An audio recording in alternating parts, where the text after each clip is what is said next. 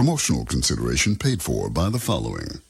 Would you like a giraffe? Have one delivered. Just log on to petsovernight.com and we'll send you a giraffe overnight. Petsovernight.com, delivering little bundles of love in a box directly to your door. Shut up and sit down.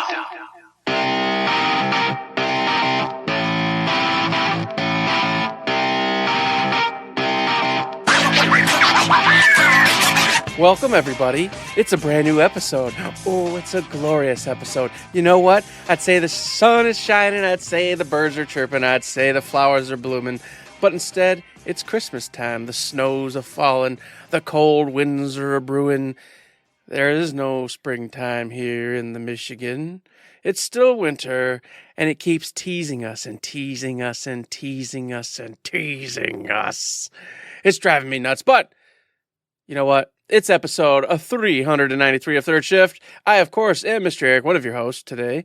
And with me, as always, is the inglorious bastard himself. It's Mr. Matt. He's all hooded up because, as I just said, it's still winter here in Michigan. And it's sad and cold. Oh, it's so cold. But, hey, before we talk about video games, and we do all the things, how do you like this cold, Matt? How do you like this week? It's been a thing, hasn't it? I fucking hate it. I don't remember if I said it to you or to somebody else, but since the new cold snap has started, I mean, it's, you know, if you're a Michigan diehard, if you're a whatever, this happens, A, and B, oh man, it's like 20s and 30s. Okay, that's, in actual winter times, that's nothing. It's not that cold. It's like 10 times as cold as it was when it was teens and zeros. Am I wrong? Is it just me? It feels that way. I'm fucking freezing. I'm freezing all the time. Mm-hmm. Whenever I go out, I'm like, oh, I don't need like my face covering thing, you know, my fleece neck gaiter thing that I bring when it's like in the teens. All right, it's supposed to be 30 when I'm walking in. Oh, I'm cold. I'm freezing. And it's not the buzzed head because I have my hat on, so it's not that. But it's like all my exposed skin, it's freezing. I'm sitting here. My work at home day is today, Wednesday, as we're recording this. It's by a window. It's always cold. It's like 10 times colder today. Why? It wasn't this cold when it was colder than this. But now it's like double cold. It's pissing me off. I don't like it. Yeah, you know me, I love the cold, Matt. I truly do. But I get to that point, man. As I probably said, coming into winter. And I knew this was going to happen because it happens every year. It's like, it comes to that point where I'm just, okay, it's enough. All right? And it's almost 10 times colder. And I know why. Because it keeps teasing us. It'll go, hey, you know what? Today and tomorrow, it's going to be 72 degrees and sunny outside, guys. And we're going to make sure all those birds are flying by, and you're going to hear all the things you want to hear. You're going to hear it. You're going to feel it. Or it's only 50 degrees, but the sun is out and the sky is clear. So whenever you're out and you feel sun, oh, I'm like, whoa, man, it's springtime. Take the jacket off. Take the coat off. Take your shirt off. Who cares? It's time. It's sun time. Yes. But then it hits back, and then you get down to like, mid-20s, low 30s, and that cold, brisk wind. And then you're like, oh no, I'm dying. I can't take it. So it's just a bummer. Just such a. And then you watch those poor tulips, man. Those poor tulips. They come out every year. They're like, oh, it's time, everybody, and they're blooming. And you're like, well, look at those pretty flowers. And then they die. They don't even get all the way out, and they die because they're too stupid to realize they're in Michigan. And we don't actually go into springtime when spring hits. We fake it, and then we go back into a cold snap for a couple more weeks. Sometimes a month, and then we go into springtime. And I feel bad because, I'm an animals guy. All the birds came back. All right, here they are. Hey, by the way, birds, it's real cold now. Oh, you geese that came back from the winter, now you're huddled up together, like super tight because it's freaking cold. The mourning dove that comes and nests here last year, she's back today. But guess what? It's cold. You're not supposed to be back yet. Stay away. Stay away till like April. We'll probably get snow like end of March. Well, it's almost end of March now. Yeah. Stay away till April, May, June. I don't know. Just never come back, I guess. I should just never come back. Just don't come back to Michigan. I don't know what's wrong with this state. There's something wrong with this state. Aside from that, in the video game front, because there's no real life stuff. There was real life stuff. Mm-hmm. I had St. Patrick's Day Part 1 with the buddies, with half the friend crew, and it was great. Went out, had awesome breakfast, came back to James's house, drank a bunch of beers, just talked and laughed the whole day. I got my first actual taste of a game I'm going to talk about just a little bit later. And then wife and kids came home and we all had to leave, and and it was a very sad drive home. But I did get Olympic broil, so that was nice. I don't know. It was just a nice day. And like I always say, more time with the buddies, just like live events. When I hang out with my buddies, I'm like, I'm recharged. Life's not so bad. We can all look and talk about all the things we have grievances with and all the things that bring us down. And then we go, drink a beer. Woo, everything's great. But now back to no buddies, no guys, no hanging out, except for at work with my best buddy. But then it's, we're at work and we're miserable. But anyway, forget about that. St. Patrick's Day, part 1 was good. Video game front, also good times, but also funk times. Because it was the very next night after St. Patty's Day. I was sitting here, I was playing games. I went, okay, I'm going to platinum Like a Dragon Infinite Wealth. And I did it, and I went, all right, I don't know what else to play right now. I'm just, bleh. Let me start up that New Game Plus. Let me start that Legend Mode playthrough. And I started up, and I had to skip 50 cutscenes because of how we talked about how the front piece of the game, it's all cutscenes, but goozes. Got into the fights. They're not too hard, but they're just hard enough to be annoying. If I just use my skill, I can clear every fight. But then after 4 fights, I gotta go and have some lunch so I can get my MP back. All right, well, let me go through the next story mission. Well, okay, skip 10 more cutscenes. Okay, now I'm in Hawaii. Okay, skip 10 more cutscenes. Okay, now I can run around. All the enemies are tough. And it's the same scenario. Run down the street, do my fights. They're not as fun anymore. Okay. Well, maybe someday. Because I have the platinum. The New Game Plus stuff is in the extra little DLCs trophy thing. So I don't feel bad about that. But I went, okay, not this time. Maybe if I play through again, we'll play through on Legend as the whatever. Then I went, what else do I want to play? Suicide Squad Kill the Justice League, which I've been having a lot of fun with? Not today. All right, Persona 3 Reload, don't want to stream. All right, anything else out of the backlog? I mostly have like RPGs downloaded on my console right now. I can't do another one right now, which is a spoiler for something about to happen. So, okay, today I've had downloaded on my console forever a spaceship combat game called Chorus, which I talked about on the show years ago when it first came out. Downloaded it, started playing it. All right, I'm digging it. It looks great. It looks beautiful. It plays pretty fun. I'm going to save after this mission. I told Eric this story already. Pause, go down to save. Save is grayed out. Can't save while you're in a mission. Oh, you just back to me like that? All right, after this mission, I'll save. Go to the pause menu. Save is grayed out.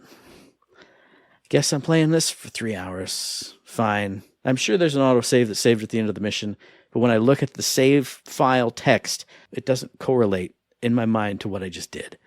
So whatever. Played that for a bunch. Got the ship, because you start out with a different ship. Now you have your proper ship, and you can do like the weird drift mechanic that doesn't do exactly what it sounds like, but it basically allows you to spin on your axis instead of turning. And I'm terrible at it right now, but I was also in a funk when I was trying to learn it, so overall, still fun. I was just in a funk when I was playing it. And then, what got me out of the funk? Unicorn Overlord. I did what I said I would do. I bought that collector's edition. And then at St. Patty's Day, our buddy Brian said, hey, James, what you been playing lately? And he said, Unicorn Overlord. And he went, put it on the TV. I want to see it. And I went, sure, let's do it. Let's do it old high school, junior high style. We'll drink some beers and watch you play a video game. And we did, and I was drooling. I was just like drooling like a fool. I'm like, oh my God, that's the greatest thing I've ever seen. He went, yeah, look at this. And I went, ha, ha, ha. And he went, yeah, look at this too. And I went, So as soon as I got my copy from where I pick it up at on the weekend, put it in, it's so good. It's so much fun. The only thing that I don't like not that I don't like, but I can see myself not liking as much. Obviously, you can fill out your unit any kind of way. When I was watching James play it, he's got like 5 to 6 units in a group. And when you start out, you have like 2. You do 2 and you eventually upgrade. So where I'm at right now, I can get like 3. And that allows you to kind of avoid row and column-based attacks because you kind of put your people on this little 6-person grid thing. And it allows me to tailor it like super good. Like I have one that totally kills armor, like great shield enemies. I have one that's totally good against this, totally good against that. But now I'm starting to open it up and I have too many characters. So I'm like, oh man, I'm going to have to start like half finagling and like really pulling all the strings and like, well, these guys were a team forever, but now I got to put this person in or take that person out and make him the leader of this other group that I'm starting with these other 2 people. And it's awesome. It's fun. It's great. But I'm kind of getting that like, I don't want this to just be a hodgepodge of weird stuff. I like my small units. Then nobody's going to take me out with one big wipe across the row or down the column. It's just beep, beep, beep, beep, beep. But man, it's so good. It looks so good. It sounds so good.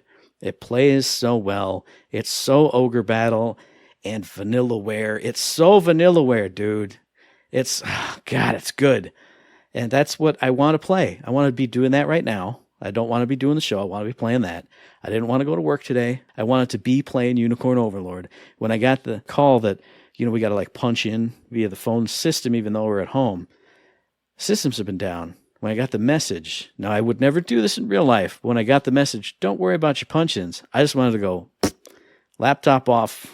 We're just playing Unicorn Overlord. Or laptop in sleep mode. Who cares? Yeah, sure. Oh, man, must have missed your email. Must have missed your message. I'm playing Unicorn Overlord all day. But I didn't do that because I'm a responsible human. But, man, it's... dude, you gotta. I don't care about this thing you're going to talk about that you've been playing. Put that in the garbage can. Get your ass on some Unicorn Overlord. All you people out there in the world, the collector's edition is still available. So I was amazed. That means not a lot of you are buying this thing. Buy this thing. Play this thing. Love this thing. Oh, baby. It's so good. Eric, what have you been doing this week? Well, by gosh golly, this last weekend was all sorts of craziness. A lot of events going on. A lot of activities. Real life stuff, but none of it's super exciting. But this, just stuff. Kids coming over, us going to events, this and that, this and that, this and that. I had a 4-day weekend, mind you. Because, of course, as you all know, we did it was a little shorter show and all that. Had a good time. And don't get me wrong, it was great. But those 4 days flew by, and it was like I had no idea what I even did. I feel like that happens all the time. It's just weird and crazy how that works out. But I did play a video game, and it was Final Fantasy VII Rebirth. I played the hell out of this game. I've been playing the hell out of this game. And it is amazing. It is wonderful. It's exotic. It's beautiful. It's touching. It's funny. I mean, that's the best part. It's actually funny. These characters, the interactions they have with each other and the things they just talk and smack are just crazy. When you get to a point, when you get to past Del Sol, you get past the Dines area, you're going to open up the gym. And if you remember, the gym was in Remake as well. They got the gym back again, and there's gym quests to do. But when you're in that gym, the things the NPCs are saying are just ridiculous. Just crazy. I laughed like 3 or 4 times at different comments that were said in this gym. Just that one little segment. Game is fun. It's just fun. And it doesn't take itself serious, even though it has very serious moments in the game. But all in all, I can't get enough of it. However, I'm having the usual problem I have when games do this. It's open world, allows you to kind of go and do all sorts of side quests and look-sees and find the treasures and all that stuff. There's so much of it, in fact, that sometimes I forget. I forget what the game's about or what's even happening. Because I spend days literally just doing dumb things like, I got to go run and open up this little square here. Boop. Okay, I got that. Now I'm going to go find mark that on the map. I'm going to go get the well over here. Boop. And I'm just doing these things. And then I go, what am I doing? Where are we at? What's happening in this game? What's going on? And I literally don't even know where I'm supposed to be or what's happening in this game anymore. And I go, that's it. Yep. That's the cap. Go to your mission. Go do a mission because you don't even know what you're doing in this game anymore. You got to go. And then I did that in Unicorn Overlord last night. There's an overworld you can run around on. You can find stuff like little dig spots and stuff. And there's enemies that patrol, but the battles don't really count unless if you lose the battle, you just go back to where you started. You're wandering from. Mm-hmm. So I spent like half an hour just like, if I sneak through this little zone here and I can duck that guy, then I can zoom all around over here. Just zooming around forever, finding new battles. And they were like, what are you doing out here? Let's have a fight. Boom. put a battle down on the map. All right, well, if I run over here, oh, there's another guy. Run over there, that's another guy. Run. Like, I'm supposed to be in a spot that's like a sliver this big. But what I opened up was like all the rest of this. And I was like, wait a minute, where am I supposed to go? What order am I supposed to be doing stuff in? Oh, wait, all the way back. Okay. Oh, which of the 2 side missions should I do first? Okay. Be good. Do it right. Focus. You're in level 28 area. You're not even supposed to be here. There literally was level 31 enemies. I guess I shouldn't have gone this far. Okay, bye. Yeah, I'll go back now. And so I'm finding that too, where I'm just getting too much into the game itself and the side stuff. But I'll tell you, the Queen's Blood stuff, man, it's so fantastic. I already gushed about it, so I won't go too far in on it. But they even open up more because when you get to the Gold Saucer, they introduce, of course, the Queen's Blood tournament thing there. But it's not just Queen's Blood. Now they start introducing weird layouts and conditions and weird things you've got to do and achieve while you're in said match. And it's crazy cool, but it's frustrating as hell because I've got a pretty good setup now. Anybody I face, I've got a really well-balanced deck that you're going to beat me a few times until I figure out what you're doing, and then I can counter it. I got pretty much everything I need in this deck. But when these conditions get introduced, cards are off the table. Now my decks are trash. Now I'm over here like a freaking buffoon getting slaughtered. And I'm stubborn, so I'll sit there and I'll just play again. I can do it with this deck. I can do it with this deck. I can do it with this deck. I can do it. Until finally they bring, no, you cannot do it with this deck, Eric. They've made it impossible. You need to redo a deck, and they got different slots, so you can do multiple decks. You have to do another deck that focuses on taking cards off this table. Otherwise, you're never going to win. You got to stop. But I'm an idiot. So I'll go literally like 30, 40 minutes before I finally go, all right, fine. My cool deck that works in every other match that's normal in this game doesn't work. Then I'll build it. So it's a love-hate relationship with the Gold Saucers matches because it's all on me. It's not in the game. But I'm just like, I don't want to make another deck. This one's great. But I've had to do it several times now. And that's what's so cool about it is because they introduce these weird mechanics sometimes. Like one time you had to play on the opposite side. So everything you had and built is wrong because everything you've got's facing left to right and you're attacking in that formation. And with a couple exceptions, if you want to try to do some tricky maneuvers, etc.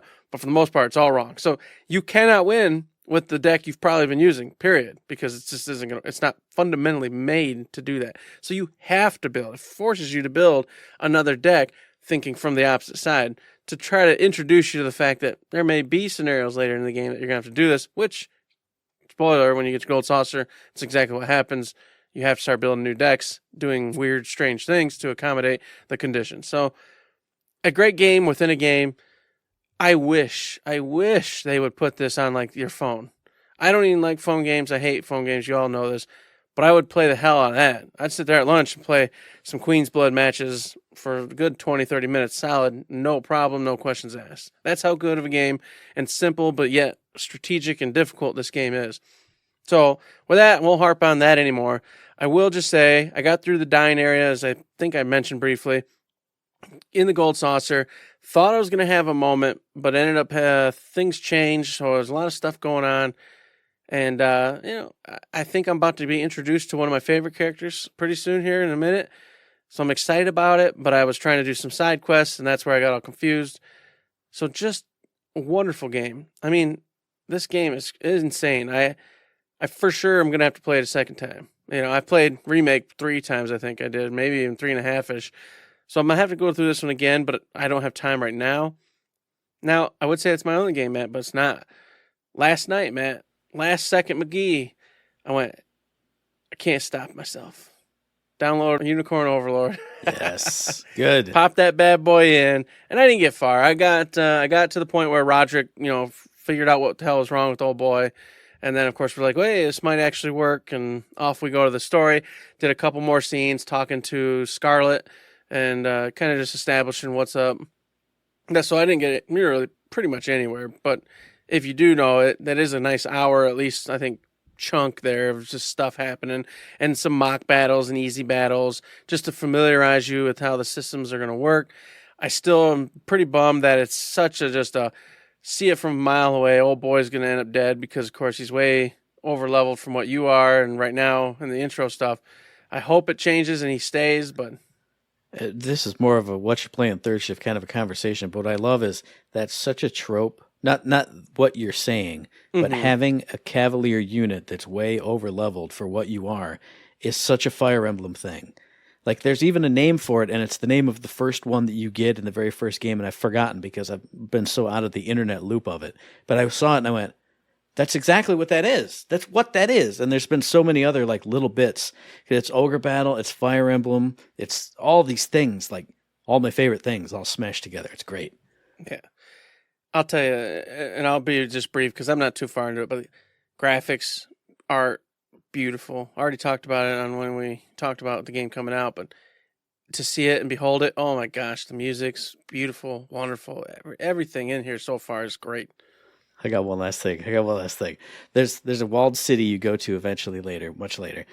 It does like a scene with like, hey, here's the guy that you're going to meet in here because you meet a bunch of characters. Everybody knows that kind of stuff. They have a scene with the guy, and he spoke one line, and I went, there's no way. There's no way. I pressed forward. I heard a couple more of his lines. I went, it is. There's no way it can't be. Looked it up.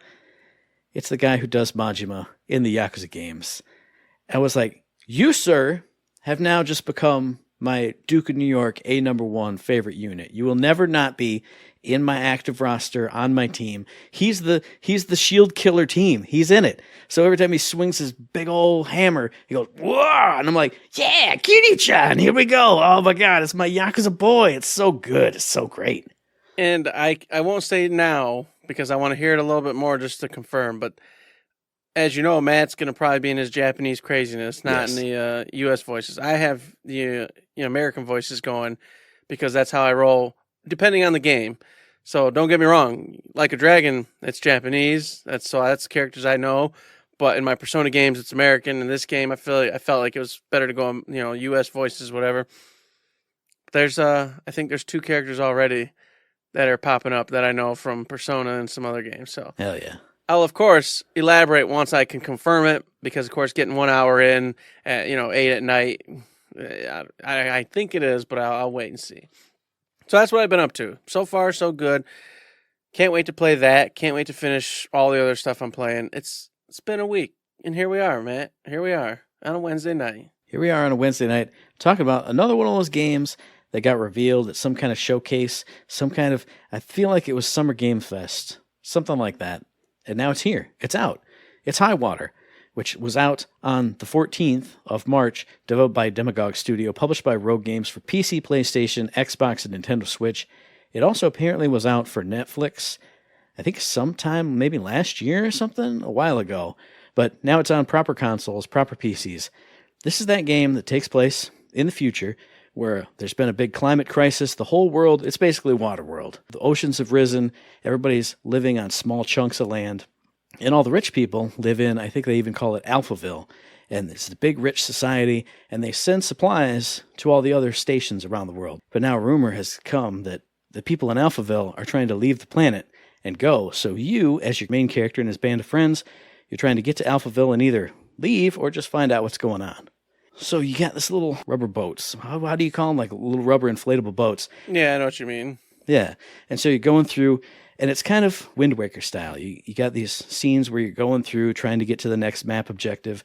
And when you get there, either you're going to find some collectibles or things or resources to help you out, or you're going to have encounters with characters and enemies. You're going to have friends, you're going to have enemies, and then you're going to get into tactical, grid-based combat. When I first saw it, I went, oh man, it's so XCOM. Because it looks literally like the squares look like XCOM. And I went, oh, how's that going to work? All the reviews I've watched, all the gameplay I've watched, it's a little more, it's a lot more friendly than that. I can't say a little more friendly because XCOM is the worst friend you could ever have. But it's more easygoing, kind of laid-back, grid-based combat. But what I like about it is it's based a lot around stage hazards and like environmental puzzles. So it's not like walk up and hit him with your big hammer. It's knock this thing into that thing, which is going to trigger this.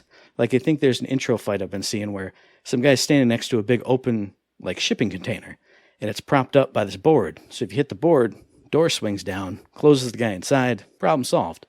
So a lot of that stuff, a lot of narrative elements where you're going from these settlements to settlements, solving problems, meeting people, handling business. And I've seen divisive takes on it. Some people are saying it's a little too shallow. Some people are saying it's just that right difficulty of just easy going. It's a dire scenario, but it feels kind of like you're on a road trip with your buddies. You're listening to this radio as you're driving your boat around and just having a more easygoing time than you would think. The graphics, I really love the graphics. They're kind of low poly. I would almost say cell shaded, but like that more muted kind of cell shading than you would think of something bright and super colorful. Watch some videos, see some gameplay of it. It looks really nice. From all accounts, it sounds really nice. It plays really nice. I'm into it. Like I said, a more lighthearted tone, or not lighthearted, but a more easygoing tone on what could be really dire and then like really brutal battles. If you want a quick hit, an indie game that's going to give you some interesting notes, some story, some battles, some exploration, a little bit of exploration, check out Highwater. I want to check it out too, but I got all these games. How can I play all these games? But check it out. It looks interesting. It sounds like it's fun. I'm interested in it too. It's the same boat with here, Matt. So many damn games. And this is a game that I have been interested in, and you'll know why momentarily. It is a game by THQ Nordic and Pieces Interactive. This game is Alone in the Dark. It is a remake of the original Alone in the Dark way back when, the game that started all of the survival horror wonderfulness. We've talked about this game several times on the show about how, especially for me, I hope it's good. I hope it comes through positive. I really want, another cool survival horror game to play. Well, as of March 20th for the PlayStation, Xbox, and PC, you can play this title, and it's a mixed bag, everybody. It's all over the place. None of it's reaching to the sky. None of it's reaching to the heights you'd hope. But when you read and actually listen to the reviews or read them, you'll find that this could be something for somebody. And that somebody is me. Because, look, I've already told you, I love the medium. You all know it. And that game got, 6s, 5s, 7s, 4s, all across the board too. But there were gems and nuggets in it. And I think that's the same with this game. Because as I watched everyone talking about it and just playing it and looking at it from all the different angles that, players love to do this from, I really feel there's something here. And I'll tell you, if you don't know, like I said, it's classic survival horror. You're going to get like that, third-person view of your character. In this game, it's going to be Edward and Emily. You pick whichever one you want to go through. And they have slightly different adventures based off their strengths, weaknesses, etc. But they're there because a member of the family, for I believe it is Emily, gave a phone call and said, "Hey, look, I'm in this mansion, the Deserto Manor, and things aren't right here. Something's bad." So you head off there to see what this poor old man in his retirement home's up to. You get there, stuff ain't right. No duh. It's a survival horror game, right? So something's not right. You get in there, and it's all kooky, it's all weird. Now, here's where things go positive. Is everybody says, and from what I can tell, the manor itself and the environment around it, it's beautiful, it's wonderful. The manor is very well made to be maze-like, just like your typical survival horror game would be. So if you're just looking for a game that has a beautiful environment, a spooky environment, that's going to get you in the feels and get you into it, this game does that very well, and you'll have no reason not to play it for that reason. Another reason is that if you don't know, most survival horror games have lots of puzzles that you have to solve to progress through said, manor, insane asylum, etc., whatever the heck it may be. This one has it as well. And if you don't put on the help modes, at times you will have to scour through your notes. You will have to do all that old school backtracking to figure out how to lower the bridge, how to open up this door with the floor-leaf clover that just won't do whatever you need it to do. But you can also play it where, after a while, it starts to give you hints, clues, etc., lights the way, shows markers where you need to go. So you don't have to worry about puzzles if you're just that dumb who can't figure them out. It's got the way to solve it for you there. But if you want that challenge, it's also there for you. So if you love puzzles, nothing seems to be wrong. This is across the board. So you got puzzles going for you. You got the environment going for you. Now, combat. Enemies and combat, Matt. This is where it starts to go sideways. And this is only depending. One, the combat. Very simple. Nothing fancy. You're getting 3 weapon types basically throughout this game. And then, of course, just some random melee weapons. You can pick up candelabras, bats, sticks.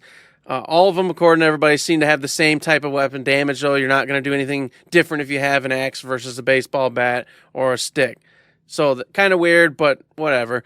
And then, of course, you also get bored if you're just bored with this, 3-weapon type: machine gun, shotgun, pistol. If that's something you don't like anymore and you want to get jazzed up with all sorts of different weapons while you're traversing your environments, this may be an issue for you because this is all you're going to get in the game, and it's very game-like. Hey, shotguns for your medium-type enemies, hold your heavy ammo for boss fights, etc. Use your pistol for all your small enemies. Though we all know that. So, that's a hit or miss for you. But and this is what we were worried about, Matt. This is the part. The enemies. I saw some really cool-looking ones, don't get me wrong, throughout the trailers and reviews I watched. But I keep hearing it that they're not uninspired, but kind of dumb. They don't do too much. And after a while, you'll see the varieties they have, and that's pretty much what you get. And you're not going to be exposed to anything very crazy and new and wild while you're traversing this manor and its outside environments. So that was slightly a bummer, but for myself, I'll take it because the enemies I did see looked fantastic. So I'm willing to give that one a pass. And speaking of environment, one last thing. Apparently, while you're playing these characters, you do go to some weird H.P. Lovecraftian environments as you kind of go into your head at different moments throughout the game. So you'll experience some stuff that has nothing to do with the manor and the outlying environment. So there's another plus. So I don't know. As I talk, I feel like there's more pluses than negatives. For myself, anyway. But if you want to play this game or you're not as into this type of genre as I am, go check out some reviews. But I can tell you from my perspective and from what I have seen so far, this looks promising, and it does look like it's worthy of a trump, especially for me. And from what I hear, it's not an overly difficult game. So I could probably finish in probably 8 to 10, 12 hours or so. So I feel like this is something I want to play as a survival horror enthusiast. But because of all the different reviews mixed all over the place, I would say go in with caution. You're going to have to take a look for yourself. But there you go. There's a little overhead for Alone in the Dark. And I'll give you 3 things that got me interested in it. One is the 2 characters. I should have known because we saw the reveal trailers with the character models, but I didn't put 2 and 2 together.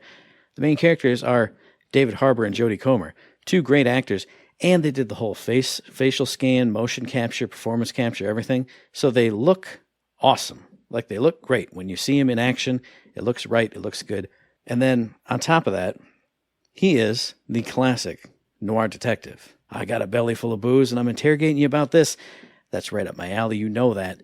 And then I only heard it a little bit in a couple reviews, but you mentioned them having different skills and interacting with things in certain ways.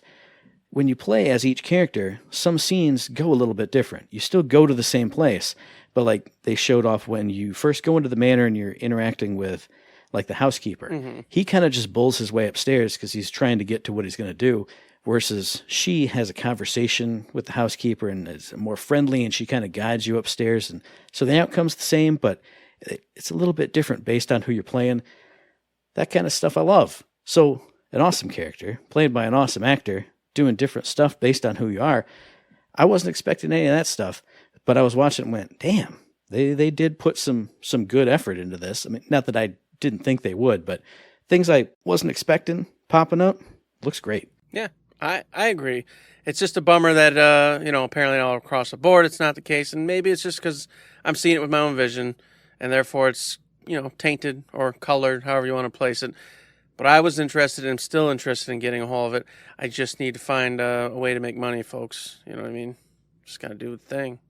I'm not going to say it because I don't want my phone to send me ads for the place. Yes, don't. But what I'm going to tell you is seeing stuff with your own eyes. You said stuff, and I saw it with my own eyes because we messaged on Teams about it. And then I saw it with my own eyes when I watched the Capcom highlights videos that have been coming out, what was it, last week and the week before? Or it was like the 7th and the 11th or something like that, or 14th. 2 in a week, but they were spaced out by like 4 or 5 days, so it was very weird. Strange. Yeah. And I didn't hear anything about it.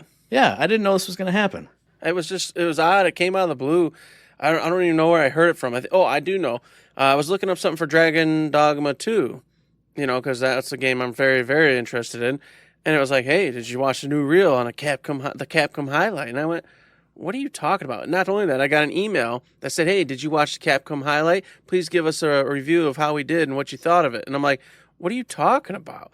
So it's like these two things finally went, ka-ching, and I went, I totally missed something, didn't I? Sure did. So apparently these last, 2-week-ish time frame, they had these two different highlights with all sorts of stuff that Capcom's up to, it was like 15, 20 minutes each, I think, roughly, of just games they were showcasing, stuff they're doing, and I missed it all. And I'm like, how does that happen? It was the weirdest thing. So I went back and watched it, of course, and, told Matt about it. And, what did you think? Was there anything that got you going? For day 2, definitely not. I mean, there are games they mentioned that I'm interested in, but I'm not so heavily interested in that it really jazzed my buckets. But day 1, they showed off some more of Kunitsugami Path of the Goddess, which I didn't know was a Capcom game when it got revealed and you had missed it for that one gamer show that we talked about a couple weeks ago. Mm-hmm. So they showed off more of that. The only things I put down were, it still looks hot, and it's on Game Pass. It's coming to Game Pass. So I have to remember that and put it in my brain. So I'm not just like, oh, I'll go buy it on my PS5 when my Xbox literally sits right here with Game Pass on it and I can just play it. But it still looks good. It still looks just as good as it did during that reveal. And then I'll just mention for Dragon's Dogma 2, because I know you're probably going to talk more about that one. They talked about, hey, you might get some skills. So if you needed to get an item for a quest, you could make a counterfeit version and see if you could pass that off as the actual thing to get the rewards for the quest. And I started drooling. I started scratching. I started going, oh my God, can I play the dirtiest bum counterfeitingest scraping by skin of his teeth Jones here, and save scum the heck out of it? So right before I craft, I save, and then it didn't work, and reload, see if I can do it. The game's already good. I know the first one, so I know the second one's going to be good. But that just went what are we talking about here? That's crazy. Mm-hmm. That, I agree, was just nuts. The depth and what you can do in this game and the environments and the areas, they were hitting you with all sorts of stuff. And then I think there's a post-show, because I saw it singularly. I didn't see it on the highlights, which is the big old overarching, just what you're going to be doing in this game with Ian McShane doing the voiceover for it, I think his name is. And I just know him from the games with the boom, boom, bang, bang. He's got the guns, and he's like John Wick. He's like, that guy, yeah, you know what I'm saying? I have no idea what you're talking about. You don't know what I'm talking about? Oh, my gosh, yes. Ian McShane, he's the older guy. Yeah, I know who he is. He was the head of the hotel. Yeah, he did, in a post after the highlights, another trailer for Dragon's Dogma 2, in which he just voiced over, it was 15 minutes of him just talking about this game, and it's showcasing everything the game's about. And I got to that because of the highlight. So I watched the highlight, then went to it, the post thing. I was like, hey, if you like this, you're going to want to go ahead and watch what happened afterwards. And they did that whole thing. But yes, Dragon's Dogma 2, for me, was definitely the showpiece. And I can't wait. I mean, I am so sold on this game. And just before the show started, reviews are popping everywhere. And so I just clicked on 2, and one's a 9, one's a 7.5, and then I didn't get to any others because, I had to call Matt because I told him 5 minutes. So I had to go ahead and just give up, and I didn't get to read any of them. But already I'm like, okay, we're already in the positive zone. Whew, because I want this game to be good so bad based off what I've seen of it. The highlight reel, the Capcom thing did a great job of doing that, and then the post one did too. Other than that, though, here's the deal. Not much on there for me.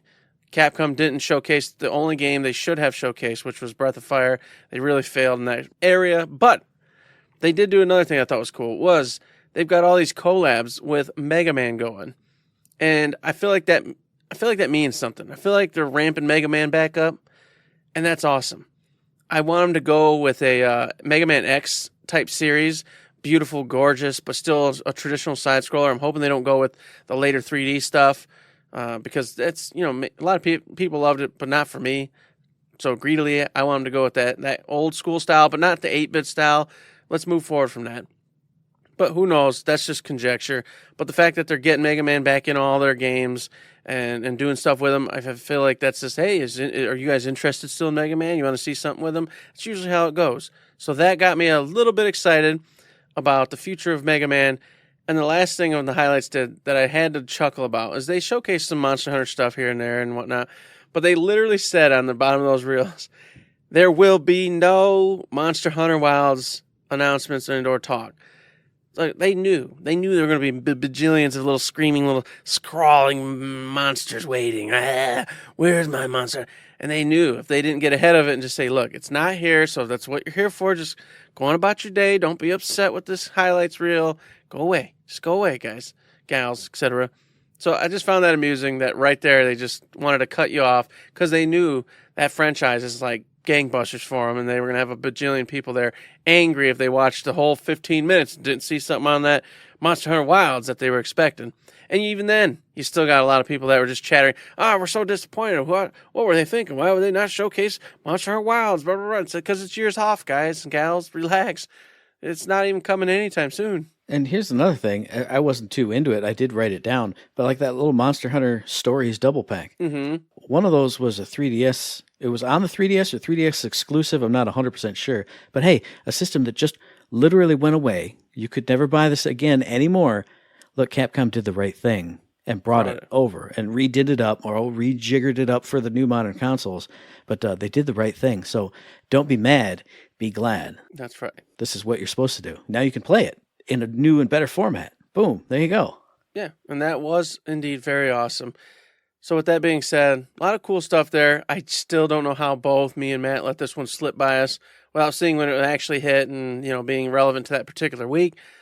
But there you go. If you missed it like we did, go back there and check it out for sure. Because there's also another thing that Matt missed, and I would have probably missed, but of course I listened to this company's actual regular podcast, so they were drumming it up. So I was able to get in there and check it out firsthand. And that is Kinda Funny, teamed up with Mix, and they did a springtime indie showcase for 2024, and they had 60 indie titles. And of course, they tell you right from the word go, they had hundreds, but they wanted to get it tuned down to the 60 they thought were best fits for the show. And they did just that. And they showcased all sorts of stuff, Matt. And I don't even know. I'm looking at it, I'm like, I'm sure this is great. Cool beans. Woohoo. Indie. But I'm so busy, Matt, with these big AAAs. And I thought, how can I play any of these, Matt? How? Yes, Eric. What is popping? This showcase was so sick. This is how they started it. Like, Greg Miller came on and went, hey, we got cool stuff. And they threw it to his next guy and went, yes, Greg, what is popping? I am excited about indie games. Let us see some indie games. That guy was horrendous. I'm just saying. Yeah, that's the Mix guy, Yeah. I had to say it. I had to do it. It's a bit, but it's done. This show was great. Now, I will say it was way too long. There was way too much stuff in here. Oh, it's way too much. And, not a lot of it was hitting for me, but a lot of it was hitting. I'm going to jump right to the end. So jump right to the end for the last two things that were shown, or at least the last two things that I wrote down. Mm-hmm. One, they showed off some more Pepper Grinder, which is coming right around the corner way too soon. I got all these other games I got to play. Blah, blah, blah. Yeah. But they were showing a gameplay snippet. And they went, hey, this is kind of after you've shown you can use abilities, so we're going to reward you with a vehicle sequence. And then they're drilling through these ice blocks that disappear as you drill through them, and there's all these gems in there. And there's all these little collectible bits as you're diving out of the ice blocks and zooming around. And they said, we know you, player, good player out there. That's me. They were speaking directly to me. They said, we know you want to collect all these things. So we put some of these in here just to get you into trouble. So if you go for this one, it's going to get you into a situation you have to prove you can get yourself out of. And I went, oh, you spoke directly to me and to my heart. And I was watching it and going, oh my God, they missed one. I would have to redo the section. I would have to at least redo it twice to see if I could do it. But I was just like, I know I can get it. I know I can get them all. Because when you give me stuff, and I'm sure these collectibles and the gems get to upgrading your grinder or whatever. But I was looking at it, I'm like, man, I'm drooling. I'm just thinking about, I got to collect it all. Because you're going to get a little star at the end of the stage or at the end of the realm or the whatever on the map. You got all the gems, you got all the things. I'm that guy. They talked directly to me. And the other one, real quick, it was in that last section. It was the start of the last section where they talked about pixel art and all this stuff. The Transylvania Adventure of Simon Quest. These are both the games I was going to talk about, you bastard. The only thing I wrote down for that one was cease and desist. Like, there's no way that Capcom has not beaten down their door right now and said, you got to stop. This is too close. There's no way. Like, this is literally impossible. But it looks fantastic. It looks great. Yeah, well, it wouldn't be Capcom, it'd be Konami, but... I said Konami, didn't I? I thought I heard Capcom. I meant Konami. I know what you meant. I just want to save you. I didn't want old crazy old Peterson to come in through here later and say, "Well, excuse me, sir, that was actually Konami." Oh goodness. But yeah, I agree, man. That the Transylvania Adventure Simon Quest, that homage just to that old school Simon's Quest, fantastic. And you know what? Konami isn't going to bang down the doors because it's already been shown. Other games have been mimicking Konami games for a while now, and they seem to be chill. They seem to be okay with it. So I feel like this one's going to be another one that gets away with just literally letting it be what it is and having a great old time, reliving that adventure with this brand new, homage to Simon's Quest in a nutshell. And of course, with the pepper grinder, I've always told you this looks really cool. But yeah, this latest trailer, man, I'm like, God, that would be such a good game for me just to kind of play on a whim, like, here and there. Just pop that in instead of whatever to take my mind off the big game I should play, but I ain't playing, that type of game. Because it's colorful, it's beautiful, it's wonderful. It just looks so stunning right now. And the challenges look like they're great. The only worry, like I told you before, is that it gets too hard and it Celestes me right out of the boat. I don't like that part. Now, see, I almost worry about that more not worry about it more, but I think about that more with Transylvania, the Simon Quest one, because obviously it starts looking like Simon's Quest 100%, but then it starts getting big and starts getting crazy and starts getting more abilities and all this other stuff. So I'm hyped for both of those. Those are two, and I already screwed it up. I screwed up the order of things, so I'm just going to give you the big rundown, because I put stars and underlines next to so many things. I won't talk about all of them, but he started off with a game. I don't know the name of it, though, because the font was written in such a stylish way. I think it's called Zetzillions. I think. But it could be literally anything else. This is Slay the Spire in space. And you combine your cards to make brand new cards, like while they're in your hand. Like they showed some streamers playing it, and, hey, I've got a crew member, but when I combine him with the electrical trap and he becomes a corpse. Oh, yeah, I remember the trailer for that one. Okay. Yeah, and then I shoot this thing at the other space things that I'm fighting. Anytime you get something like Slay the Spire, I'm already interested, but then just the combining of the cards, like actively doing it. Not like you do it at home base, but you do it while they're in your hand. Looked awesome. Another one I didn't expect to like, but watching the gameplay of it 100% sold me. Children of the Sun. You're some sniper out in this crazy world, and you got to kill a certain number of cultists, I think they called them, with one shot. And I went, okay, you're going to have to line it up and do this. But no, he shoots his bullet. And I literally wrote down, that is one magic bullet, because you shoot your bullet, it hits something, then you can reorient it and shoot it off another way. And you can speed it up, and you can add effects to it. And you can, shoot a car in the gas tank and that explodes, and then you angle it off this way, and then you rotate it 180 degrees and you're shooting down this way. It looked crazy, crazy. And maybe it'll get too crazy. But I was just like, man, this reminds me of Metal Gear Solid 3, watching with binoculars. Okay, mark that guy, look at that guy. He's over there, this is over here. So if I go over here, this is going to interact with this. And from that vantage point, I can start going this way, and then I can do this. That one looks super cool. Another one I put right after that was called Capes, which is, hey, look, it's a superhero tactical role-playing game. You're moving characters on a grid and combining your powers and doing stuff. Guess what? I just played one of those last year, Marvel's Midnight Suns, and it was fantastic. If it's anything even close to that, give me some more of that. I'm just rolling through. Unless I got a couple. I mean, they got Planet Alana. That one just gripped me. Had that weird, cool atmospheric thing going on that I really like. The mysterious, what the hell happened here kind of vibe. So not too much on that one. It was pretty short and simple, but that one at least piqued my interest, made me, hey, that looks cool. And then Squirrel with a Gun. Yeah. There you go. Come on, folks. I mean, that's the easy, just why this has to be fun, right? Squirrel with a gun. He's out there. You put him in little costumes. He had a little birthday hat on, little cowboy hat. And he's screaming, the whole goat thing going on, blowing up people's faces. People are running from you, and you're over there scratching out their eyes and jumping on their heads and scaring them. I mean, that's just idiotic, stupid fun.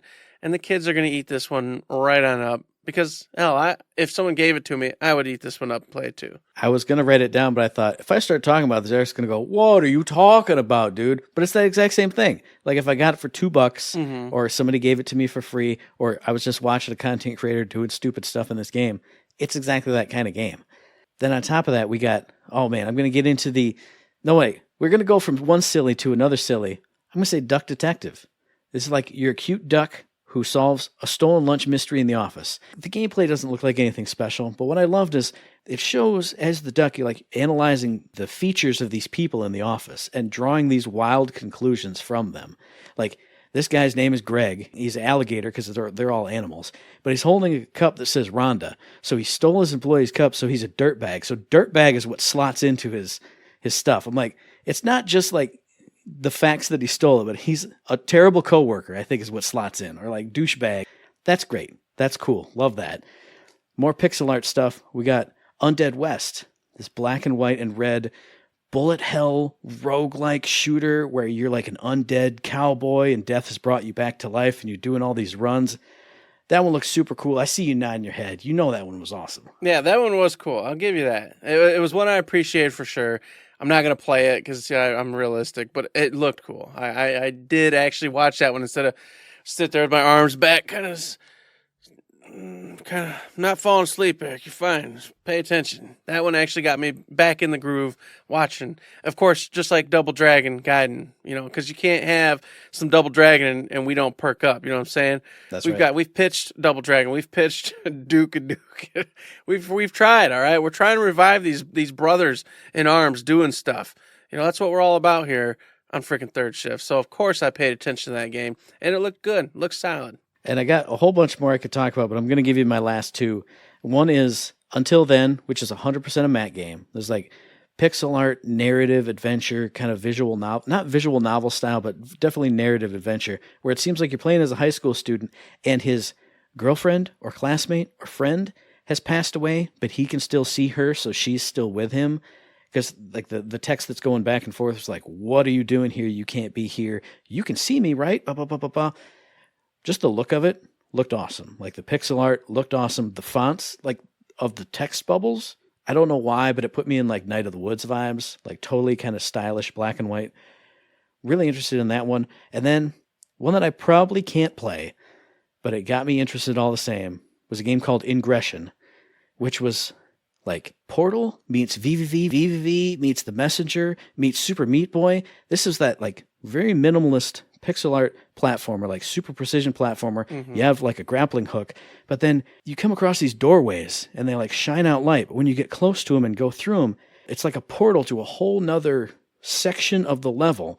But sometimes it's like if you go left to right across the screen, you go in the door that's on the right, but now that becomes the top of the next screen. So the whole thing flips and now you're falling down into the next one, but then you can swing into the thing that's on the left, but now that becomes the bottom of the next screen you warp into. It's crazy. You got to watch it. But the thing that scares me about it is like all the floors and all the walls have these red spikes on them, and you see that dude die like 1,000,000 times, or girl, or whatever the character is. So this looks so cool. The pixel art, the lighting from the portal things, the super fast action. But is it going to be too hard? Probably. But it looks so cool. That one, yeah, looked way too crazy for me.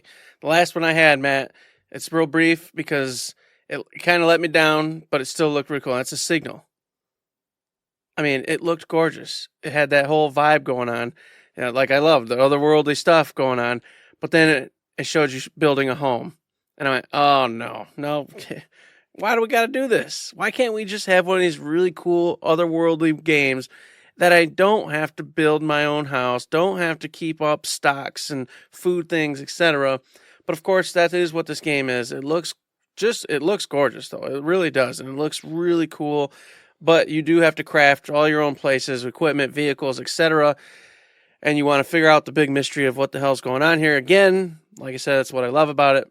But if that's up your alley, definitely check out The Signal, because that one did stand out to me, even though after I found out what it's about, probably won't check it out. And speaking of check it out, you listeners should check out this whole thing, because there are dozens upon dozens of games we haven't even mentioned on here. No. I was amazed when they got to the second segment and they went, oh yeah, here's another dozen games under this theme. And I went, well, that's got to be the whole rest of the show. And no, it was only a tiny part. So, yes, listeners, what is popping? Go in to check it out. And also, check out us via any of the socials, or drop comments, questions, concerns. If you just want to say hi, hit us up via the email, thirdshiftme@gmail.com, on the Twitter machine @ThirdShiftME. Find us on Facebook under Third Shift. Hit up the Discord, the Patreon. Hit up my house. Hit up the Twitch. Hit up Howard. go knock on Howard's door. Leave my door alone. Leave Eric's door alone. I don't want to say we're like secluded hermits, like Hermit and the Pig. So that's another game you should check out about people looking for mushrooms. But go hit up Howard's house. He would love to see you. He'd love to convey a message. He's the official messenger of Third Shift. He's Hermes. He's our Hermes. Go whisper in his ear. He'll come flying with his little wings on his boots. Hey, guys, I heard about this thing. You know, yeah, and you might just mistake him for a clown. And if you do want some clown meat, that's another game we didn't talk about. Play old clown meat. Pretty cool stuff, man. But anywho's, you can do all those things. You can also go over to Facebook, check us out. You can also go over to Patreon and check us out. You want a buck? You know, got a buck? We want a buck. Do you have a buck? Because we want a buck. You know what I'm saying? That's the way that was supposed to be said. Do you got $2, $3, any kind of bucks you want to hook us up with, throw it our way, help us out? We'd surely appreciate it. That would be so kind of you, and I give you a bow if you do. And if you cannot, though, I understand. You can support us by giving us mailbag questions, going to the Discord, chatting it up over there. You can go give us 5-star reviews on the iTunes, over on the Spotifys, and I'm pretty sure there's probably other places to go do such things. All that stuff helps us out, makes us feel good, makes us feel great, and we appreciate you in every way possible. And, of course, appreciate listening to the very next episode, which will be dropping on or around the 28th of March on iTunes and Stitcher, on Podbean, on Spotify, and on YouTube. And as I always say, hey, if you like what we're doing, like to help us out, please give us a like, a rating, a review, a comment, a subscription, any kind of good thing on any one of those good services. Because it does help us out, and we really do appreciate it. Indeed we do, just like we appreciate those 5-star reviews. Get out there, hook us up, summer's coming.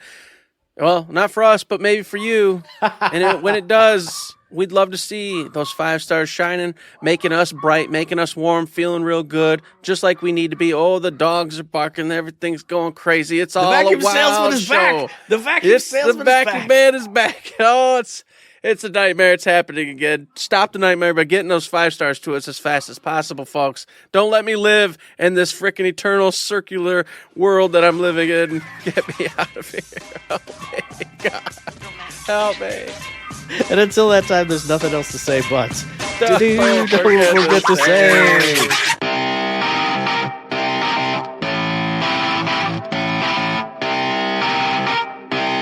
Shut up and sit down.